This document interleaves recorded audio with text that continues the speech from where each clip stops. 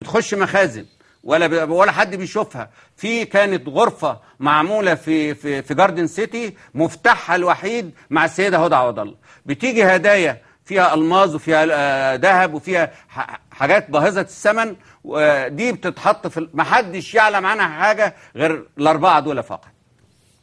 محدش في مؤسسة ولا حتى الجهاز المركزي للمحاسبات كان يعلم عن هذه ما ابتداش يراجع الحاجات دي او يطلب الحاجات دي غير بعد ما تقدمنا بالبلاغات الخاصة واكتشفها الجهاز المركزي.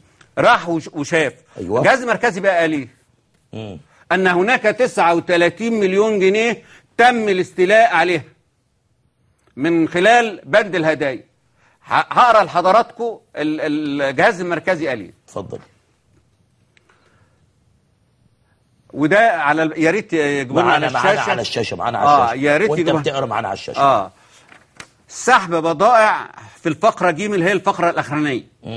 سحب بضائع من بعض العملاء مقابل اعلانات بلغ ما امكن حصره، منها نحو 39 مليون جنيه. انا عايز حضراتكم تخلوا بالكم بس قوي من نقطه ما امكن حصره. ما امكن حصره يعني في كتير لكن ما قدرناش نحصره. ايوه، يعني انا بركز على النقطه دي. يعني الاستيلاء على المال العام اكتر من كده. سحب بضائع من بعض العملاء مقابل اعلانات بلغ ما امكن حصره، منها 39 مليون جنيه.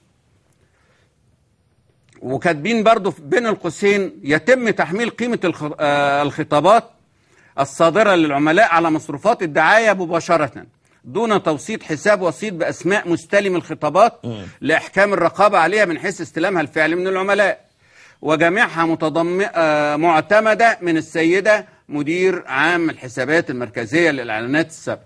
اللي هي مين؟ يعني هي كل الخطابات البضاعات اللي هي هدى عوض الله، كل الخطابات باعتمادها هي، لان ده دفتر او دفاتر، مجموعه دفاتر حسن حمدي مخصصه ليها وما بتطلعش جواب الا بموافقته الشخصيه. حسن حمدي لا يسمح لاحد في الاعلانات انه يتصرف بشكل منفرد، لازم يرجع له اولا.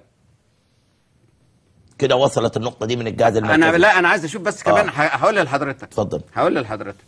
وتوزيعها هدايا. وقد تبين سحب تلك البضائع بين العملاء بموجب خطابات موجهة له بتسليم مندوبي الإعلانات بضاعة بالقيمة دون تحديد ماهيتها. يعني كمان ما بيقولوش البضاعة دي ايه. يعني المفروض انا لما دون تحديد الهوية، يعني بضاعة بس من غير ما حد يعرف ايه هي البضاعة دي بالظبط. يعني المفروض يتقال، يعني المفروض الخبر بيطلع سلموه كذا كذا كذا كذا اللي قيمته كذا، زي الاتصالات اللي انت اعلنت عنها امبارح. بالظبط. لمذكورين، مين المذكورين ما تعرفش. تعرفش بضاعة بس ومبلغ اجمالي. تمام صح.